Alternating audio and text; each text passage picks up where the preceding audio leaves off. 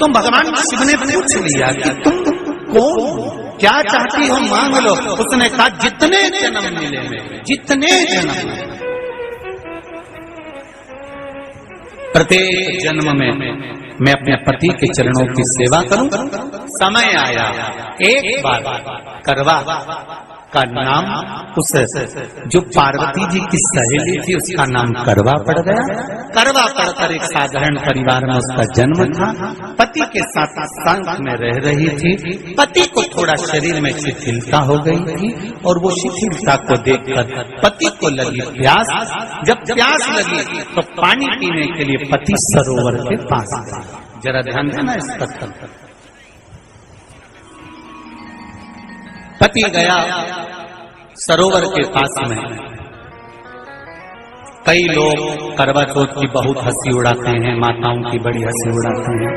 उनसे निवेदन है मेरा, हमारे सनातन धर्म के जितने व्रत हैं, हमारे सनातन धर्म के इस भारत की भूमि से जितने नियम धर्म जितने निकले हैं, जितने व्रत निकले हैं, साधना निकली है, ये साधारण नहीं है। इसलिए बार बार कहते हैं चंदन है इस देश की माटी, तपोभूमि हर ग्राम है, हर बाला देवी की प्रतिमा, बच्चा बच्चा राम है। कोई साधारण नहीं है, कोई। अब पार्वती जी की वो सहेली का नाम जन्म लेते लेते लेते लेते एक बार करवा पड़ गया। पति थोड़ा सा शिथिल था, शरीर में थोड़ा रोग हो गया था। पानी पीने के लिए सरोवर पर गया। सरोवर में जैसे पानी पीने के लिए गया, एक मगर ने उस पति का पांव पकड़ लिया।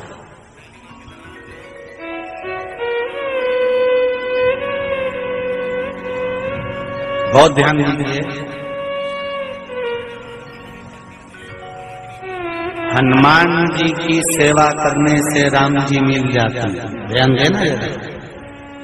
करवा पार्वती जी की सखी थी, जन्म लिया मृत्यु लोक में, नाम करवा पड़ गया।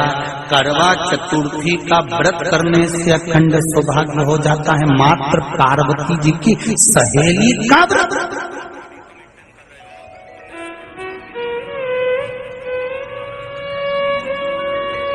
विचार करिए कितना कितना भाव। ये सेवा का प्रमाण है। भारत की भूमि पर जितने राम के मंदिर नहीं, उससे 1000 गुना ज्यादा हनुमान जी के मंदिर हैं। किसी ने पूछा हनुमान जी के मंदिर इतने क्यों हैं, तो कहा गया राम जी की सेवा हनुमान जी ने इतनी करी कि भारत की भूमि पर सेवा पूजा गई। इसलिए हनुमान के मंदिर ढेर बने ढेर। हमारे यहाँ सेवा पूजा करवा गई। करवा ने देखा कि मेरे पति का पांव मगर ने पकड़ रखा है और करवा शिव के उपासक, करवा शंकर के उपासक, और शंकर भगवान से ज्यादा करवा माता पार्वती जी की उपासक थी, क्योंकि पार्वती जी की सहेली थी।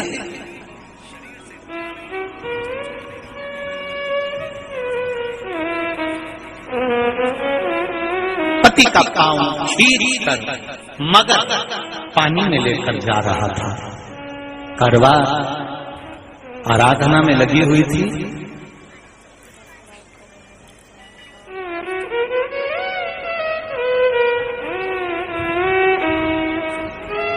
केवल करवा ने मिट्टी का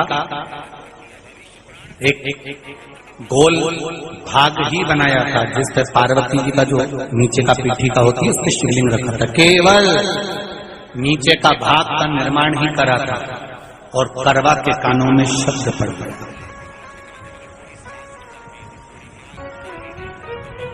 करवा के कानों में शब्द पड़ गया, पति के चीखने की आवाज आई। करवा दौड़ पड़ी। ये तो अब कैलेंडर में छपा हुआ करवा चौथ का फोटो आने लगा। नहीं तो पहले नियम था, दीवार पर बनाई जाती थी और वहां पूजन करी जाती थी। कई माताएं जानती होगी यहाँ पर आज भी पहले दीवार पर बनती थी, पूरा परिवार की सौभाग्यवती नारियां वहां आकर पूजन करती थी एक जगह, फिर बाद में छत पर जाकर करवे पर अर्घ दिया करती थी। ये नियम था। अब तो बना बनाया कागज आ जाता, उसको चिपका दो, पूजन कर लो, वो अलग प्रमाण। पर यहाँ करवा मट्टी का भाग का लेपन कर रही थी, और लेपन करते करते बस उस समय पर पति की आवाज आई, छोड़ा, करवा भागी। और शिव आराधना में लगी हुई करवा, पार्वती की आराधना में लगी हुई करवा भाग कर गई। पति को देखा तो मगर खींच कर ले जा रहा था। करवा ने अपना तीर फाड़ा, फाड़ कर मगर की पूंछ को पकड़ कर खींचा। और कितना सात्विकता में बल होगा, जरा विचार करना कि मगर को खींच कर वृक्ष के नीचे ले गई, और वृक्ष के नीचे नहीं जा पाई तो वहीं पर घाट के ऊपर घास लगी हुई थी। इसलिए आज भी करवा चौथ के व्रत में आपने देखा होगा कुछ सलाखें, कुछ घास आपको मिल जाती है। उससे एक घास से, मात्र एक घास, एक घास से उसने उस मगर को बांध दिया। मगर हिल नहीं पाया। यम के दूत आ गए, इसके पति को मौत के ग्रास ले जाने। यम के दूत। करवा ने पूछा तुम कौन हो, कैसे आना हुआ? यमदूत कहते हैं तुम्हारे पति का आज अंतिम दिन है, अंतिम समय, अंतिम पल है, ये मरेगा। करवा पति अगर मारना है तो इस मगर को मारो जिसने मेरे पति का पांव पकड़ रखा। प्राण छोड़ना है तो इस मगर के छोड़िए, मेरे पति के तो प्राण आप ले जा नहीं सकते। करवा, हम अपने नियम को नहीं बदल सकते। तेरे पति की अंतिम सांसें हैं, वो मरेगा। मगर को अभी नहीं मरना है, मगर अभी कम से कम 9 महीना और जीवित रहेगा। इसका हमारे पास लेख है। करवा कहती है ऐसा हो।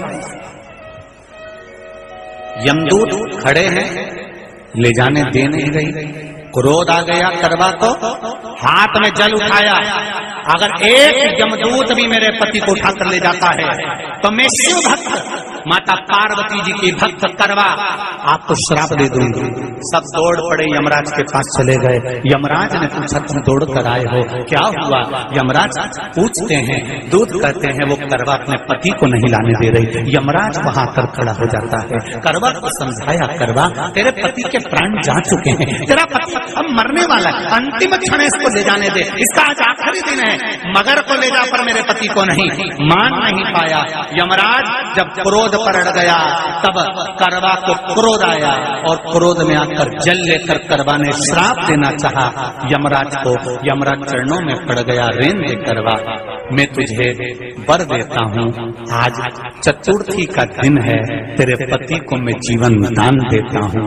आज के दिन जो तेरे नाम से व्रत धारण करेगा उसका खंड सौभाग्य स्वयं यमराज करेगा। स्वयं ये वो करवा चौथ का व्रत है। दुनिया के लोग भले हमारे सनातन धर्म पर उंगली उठाएं, दुनिया के लोग भले हंसें कि बताओ करवा चौथ का व्रत होता है, पति की पूजन करते हैं, कोई कोई बोलता है, कोई कोई बोलता है, पर सनातन धर्म की ये पहल, हमारे सनातन धर्म का ये आनंद सुख देने वाला।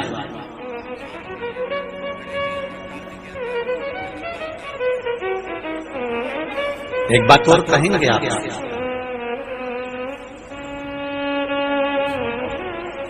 ये भारत की भूमि, ये मेरे हिंदुस्तान की भूमि सभ्यता और संस्कृति की देने वाली है। ये सिखाती है विदेशों को भी कि नारी को किस किस तरह से रहना चाहिए और उसका जीवन कैसा जीना चाहिए। ये दिखाती है कि एक नारी अपने पति को भी यम की कैद से छुड़ा कर ला सकती है। ये दिखाती है।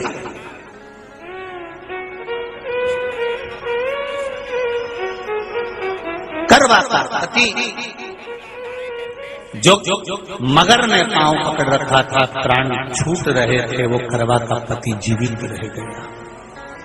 जीवित दौड़ कर गई, मट्टी का पात्र रखा था, मट्टी के पात्र में जल भर कर लाई अपने पति को, क्योंकि पानी पीने के लिए ही गया था,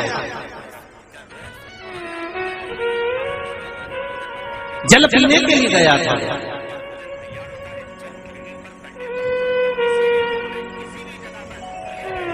मट्टी के पात्र में जल भरकर जब करवा लेकर आती है, और करवा जब मट्टी के पात्र में जल भरकर लेकर आई, अपने पति को पानी पिलाने लगी।